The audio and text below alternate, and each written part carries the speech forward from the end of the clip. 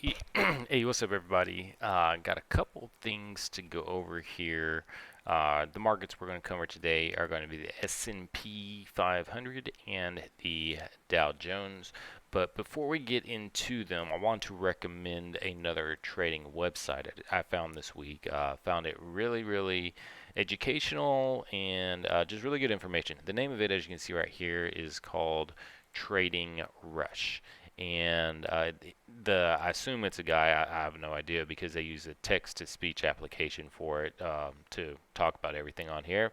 But what got me to it is, for some reason, the YouTube gods or the YouTube algorithm recommended this video, MACD strategy. Basically, what it is, he just used a type of MACD crossover strategy, filtered out by the 200 EMA, which way to go, and back tested it 100 times, and to show that it can be profitable. So that really piqued my interest for it because I've never really been a big indicator guy, but after watching some of his videos, I'm going to show a trade setup that I've used actually some of these indicators to help filter it out and found it to be really successful, that I will also show you later in this video as well.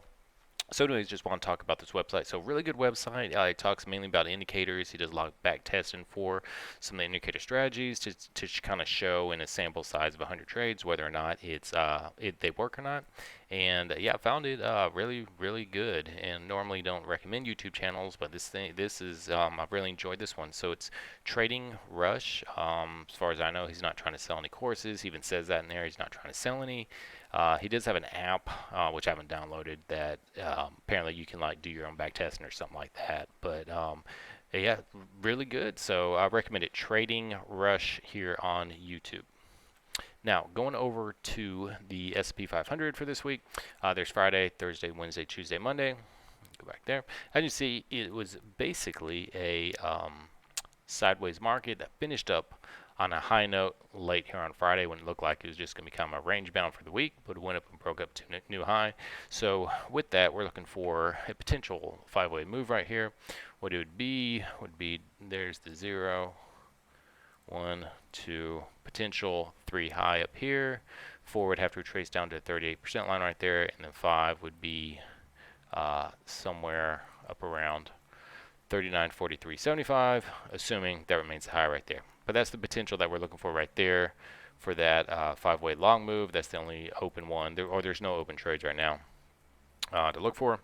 But that is that. The main thing of note for the S&P 500 this week is this big five-way move right here: 0, 1, 2, 3, 4, 5. It did come down on Wednesday and get filled right there. And you see there's a blue low retracement box for it. So that one did come down and get filled. And I want to show you with something else using the Modified Schiff Pitchfork little later on, just something I've noticed, but I'm not sure how to make that a trade yet. So that's the S&P 500 for this week. Now for the Dow Jones, it is still in its 0, 1, 2, 3, 4, 5 wave move up here, still up over there, but as you can see, it never came down and hit its retracement target. So we're still looking at that coming down and getting hit. If this high remains up here, the target we're looking for is 30,870 for right there. As you can see on Thursday, it had a nice Elliott wave, or I don't know, whatever, Elliott wave. Yeah, the five-way move down right here. Completed it and then took on back up, and that. So that is the Dow Jones. Now let's look at the long-term S&P 500 right here using the weekly chart. There's obviously the bombs down there, financial crisis around 2009. Now we are recently, as I've talked about in some other videos, we reached where it made it an unofficial five-way move for it right here by hitting up here in the yellow box. So now we are waiting on a retracement to eventually happen, and what we would look for is it to come down. Let's change the template. Retracement. Keep going up. There we go. So if that remains the high up right here, the minimum retracement we're looking to for this move would be around 200,815.75. Now, of course, price can go much lower than that, but that's the minimum target for their retracement we would be looking for that. So with all things said and done, I know a lot of people out there predicting a huge, or I don't know, a lot of people, but I have read and seen people predicting that a big market sell-off is going to come. So yeah, that definitely could happen. But based upon this setup right here, the first real main support area for this thing to be complete would be 2,815.75. So it's not the end of the world if it does go down there. You can see it's just at the lows, or it's even higher than the lows from when the market dropped down last, was that March, when the coronavirus stuff went crazy. So yep, that's the long term for S&P 500. All right, so let's talk about this new trade setup. And then, oh, look at all these indicators. Oh, Evan, I didn't think you use indicators. What is all that crap? You sell out? Oh, that looks terrible. Yeah, it does. I never thought I would have something this jumbled up on my screen. And just make it even worse, bam! The Ichimoku indicator. I really don't use that one to trade, but that one is interesting. I'm looking at that, but let's take that one off on there. So this new setup that I started using this week that is really nice. You can see there's some markers for some of my entries and exits for this trade. Let me show you how this setup works. So what's down here in this gobbledygook of sewage down over here, the green line is the MFI, which if you've seen some of the old videos, that is a standard indicator I had used just to recognize when something's overbought, oversold. The RSI, relative strength index, one of the most popular indicators people use. That's the purple line. And then you have the MACD with the red meaning going down in the trend, and the green meaning momentum going up.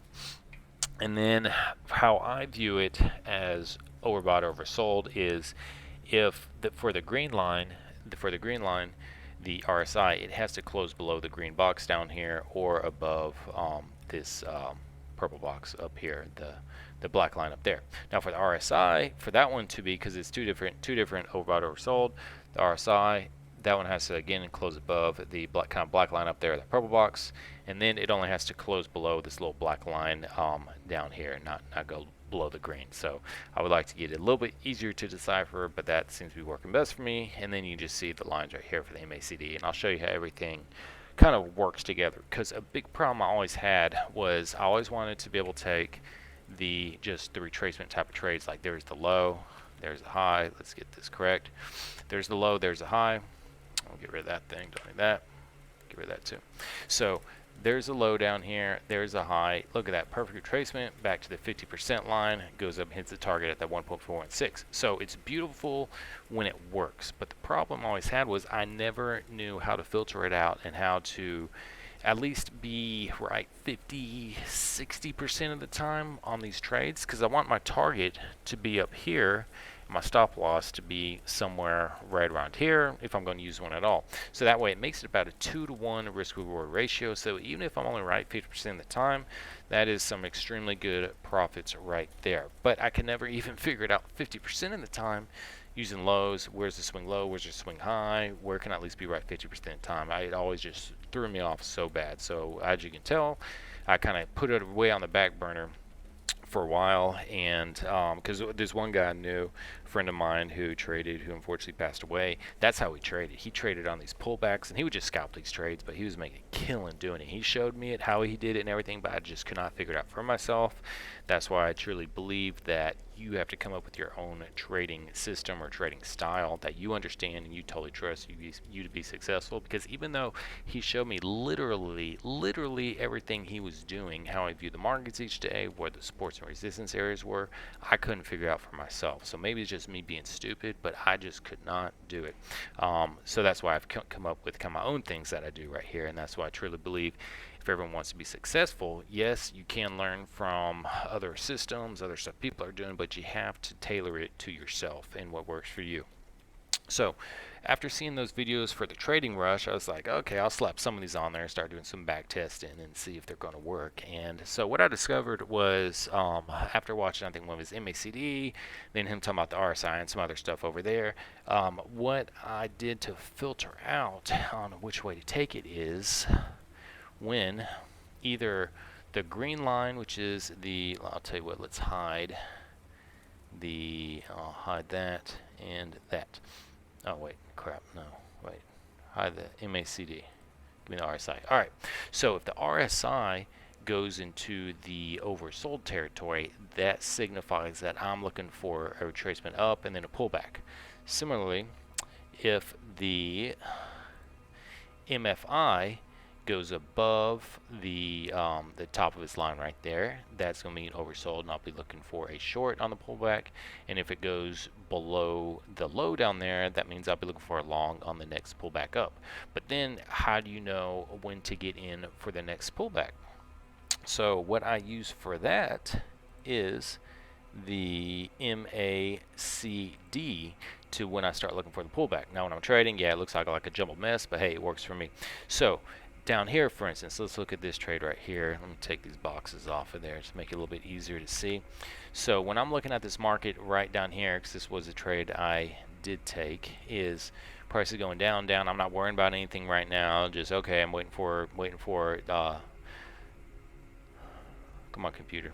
I'm waiting for the market to do something, and like that. So then what I saw was, there we go. So what I saw coming down right here, there you have both the RSI, or mainly the RSI, but also the MFI, I think barely did, but that's not a big deal. We'll just focus on the RSI because it just has to be either one, doesn't have to be both. Excuse me, the RSI broke below, way below its down the level. So that signifies that, okay, cool. Now I'm going to start looking for a pullback up. But when do I start looking for it? So that's when the MACD comes into play right there. So you can see there's the low. There it had been oversold. There had been oversold way down there. There's the low. Okay, so then what I look for is I look for the MACD to tick up green right there. It'd be red for a short, green for a long. So right when it does that on that bar right there, for me, that shows that I have, there's my low from that low, and there's that high from that high when that first bar gets green right there. So what I look for is I wait for the next pullback for it to come in. And as you can see that here was, okay, there's that MACD that went up to the green right there. So there's the high. So what I'm doing right now is I'm looking for the next pullback. The next, where's the arrow up here? There it is. I'm looking for next pullback down to the 50% line right there. I have the 38 and 50. May add the 38 into there as well, but the 50, that's just where I like it. So, because there have been plenty of times when price hits at 38 and goes on back up and completes it, but I like waiting for the 50, just get a little bit more profit potential in there. So what I did was I just keep drawing up the Fibonacci retracement level. There's the high. Now here we have the pullback. Price came down, hit the 50% right there, and then where I have my exit is I have it kind of just below the 1.416 line right there. So as you see, I got out in that bar, not at the very top, but probably about right in there, so about 39.05. So I got in, I believe, at about 38.94, and let's see here, 38.94.50. Got out about right on that bar, probably right about there. So it's about 42 ticks there in the S&P 500, about 10.5 points for it right there, and didn't take very long at all. But that's what I'm seeing over and over for this setup, because I went and started looking at a ton of trades, not just the S&P 500, but the Russell 2000, and also the Dow Jones. Those are the three markets that I day trade for, and just started looking at them over and over and over again. So let's see if we can find. Was there one more today? Yeah, here's another one from today, right here as well, and one that I took. So here's what we have going into it. I'm just waiting for overbought and oversold, and when it just barely ticks up over right there, I don't really worry about that. I'm really looking for it to really to go down, either go down below a line where you can see, little space in there, a little gray space in there. But when it just barely ticks up over there, I'm not worried about that. There's plenty of trading opportunities doing this, so I'm just really looking for the best setups. So anyways, price came down here. Yeah, it kind of came down there, but nah, not good enough. Okay, there we go. There's the first really good one right there. It breaks over right there. So let's start looking for when the MACD right here is going to break up in green. So There's the bottom. All right, still red, red, red down here. Okay, there's the green. So let's take it to that bar. There we go, right there. And where's that green bar? There it is. Okay, now we'll just keep drawing this up until you retracement back down to the 38, which signifies that this setup can be initialized. I don't get into 38, but I get the 50. So there we go. Came down, hit the 50% perfectly. And then from there, went down a little bit, and then came back up. Bam, hit right at the 1.146 Fibonacci extension level before it sold off the other way. So another really nice trade. So I've got him about right there, out right there. That's about 3 points right there for it, and that's just from what I've seen for the most part. This thing kind of like that works over and over. Now there's sometimes you sweat it goes down a little bit lower, sometimes leaving it a little bit lower, but I really haven't seen it where this has failed to where just the bottom drops out for here on the futures. Now on the stocks, still testing it out on there because I think it's going to be a little bit different on there, but as far as like stop losses go, how I sometimes have it, just depends what I'm feeling like for that day, is usually have it right about down here, because that creates a nice, if you're getting in right here, getting right there, you know, there's about 12. So then if you get out right about, have about there, there's 6. And so it gives you a little bit of room to wiggle around with it. I think that would have gotten hit if I actually was using a stop loss right there. I wasn't. Yeah, it's nice little 2-to-1 risk reward ratio for it. So yeah, that's basically the setup that I've started to use here on my trading. I know I did it here. Yeah.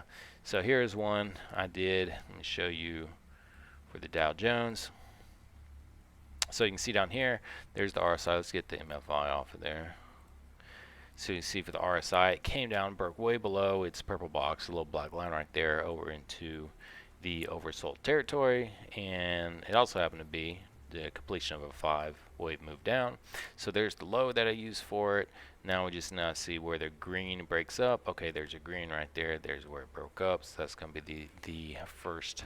That's going to be the high that we're looking for. And now we're looking for here the retracement. So using that, came down, retraced down to it, came back up and hit that very nicely for the target. And obviously price went way higher than that, but that's my target area that I have is 1.146 for it. And then let's see if we can find a short here just to show, because I think all of them, well, there would be a potential short starting here beginning of next week. I think it's also for S&P 500, but let's see if we can find one. They're all longs for it. Yeah, so here's one right here. Okay, so here's one. So we start off right here. There's that first red breakdown, so we start looking for that. So there's the first red. So now we're waiting for the pullback. There's the pullback right there. Came down, hit the 50. Came down and just ticked off over it. So that's why I always have my exit just slightly off of it, just to make sure you get that filled, because that low of that one was that 31,376 and went down to 31,374. So even if that didn't get filled, still would have been okay. You can see price came back up in one bar and then got extreme pressure down, and they came back and hit the target easily right there. So that's the long and the short setup. And now, if anyone is actually even still watching this right there, one last thing I want to talk about is from these 5-way moves, I want to talk about the Modified Schiff Pitchfork, because the issue I was having in trying to take, because this is basically what these 5-way moves are, the way I trade them, are reversal trades. But the issue with it is when you get these moves that move up totally, it moves up super high or super low depending on which way it's going, it can just, take it out if you get in too early. You want to get in as close to the top as possible, but it's really hard to do that. I thought the 21-day EMA was a good filter for it, but it is to a certain extent when you get, the intraday moves. But when you have moves that last for multiple days to even over a week or two, you're getting a huge move the other way with plenty of false signals to get in. So with that said, I started messing around with a whole bunch of stuff, and using from the first, third, and the fourth point right here, from using the shift from the move, start seeing some interesting things. Now, this hasn't come to fruition here yet in the Dow Jones. So let me go over here into the S&P 500. So let me show you a couple over here and what I'm talking about, because it doesn't work all the time as far as getting you out at the highs, but what it does a lot of the time, which is very interesting, and I'm still looking for a way to figure out how to trade this, is when price breaks below this lower line. Let me show you the settings I have for it. So I'm just using the 0.5, there's a median line, and then the 1.618 instead of having all these other lines. So you could have that line in there, but I don't use it, so I don't. So when it breaks the 1.618 level, a lot of the times you either see a sharp move one way. There it went down to the bottom, so I just haven't figured out how to make that a profitable trade yet. Still looking for it, but just wanted to show a couple examples here. Here it broke it down. You can see it had a good sell-off right there, and even came back up and hit that, sold off even more. So then let's go look at a couple of these right there and see what these look like. So using 1, 3, 4. Let's see, has this one even done anything? Yeah, so price went all the way up, broke down, actually completed the trade right there, but then continue to go up and use this. Look at that, look at that, hit it right there, hit it right there, hit it right there, hit it right there. So I mean, that's a trend channel right there. And then look at this. Now it wasn't on, it was on this 5-wave move and not on this one, but I'll show you what these others are here in just a second. But look at that, when it broke out, it finally really broke out of there. That's where it sold off and came down and hit the target from this other 5-wave moves, which is this one right here. So let's see what this one looks like. So as you can tell, this is pretty exciting for me because this could make a huge trade setup. So there's the low of the fourth one right there, first high, third high, fourth low, and what we have for this one, and then look at that, when it came down and sold off and hit the Fibonacci retracement level. It also used the median line as support and has just gone up ever since. So we've had a couple of this is the issue you have, is sometimes though when you do get, I mean, there's definitely a lot of support right there, and he had this kind of breakout down here, but it never sold off like you have seen in the past. All it went up and made, and look at that, still using the median line as support and resistance. It's just crazy. It went up and made another high. So that's the issue I'm running into. I will figure it out. I just haven't figured it out to this point in time. So let's look at just a couple more. Just want to show 1, 3, 4. Here on this one, for instance, when price broke out of it, that was, a great signal to go short right there, and it came down and filled it right there. And then was this the big one? Yeah, that's the big one. There's that one, that one. So we can find, well, that showed you that one just a second ago. And I think I deleted the rest of my drawings over here. So in the Dow Jones, from this huge move that it's in right here, we see price still hasn't come anywhere close to breaking it. When it comes back down in here, it just bounces all the way back up for this big move right here. So let's look at it, what it would look like from this short 5-way move and how price reacted off of that today. So let's see, where's the low? There's the low. 1, 3, 4. Look how interesting this is. You even use it, has the low for it right there. So when price broke above it, it pretty much just took off. Look, broke above it, came back down, found some support, and then broke back up again. So it's really exciting. I'm definitely going to be looking at this a lot more over the weekend and just trying to figure out what would be a good way to figure out how to do this. Let's look at this one right here. The 1, 3, 4. Look at that, price came down, used support, broke it, came back and retraced, and then huge sell-off right there. So anyways, I know this video is super long, but just a lot of stuff to want to talk about, things going on over there. So anyways, take care. Talk to you later. Bye.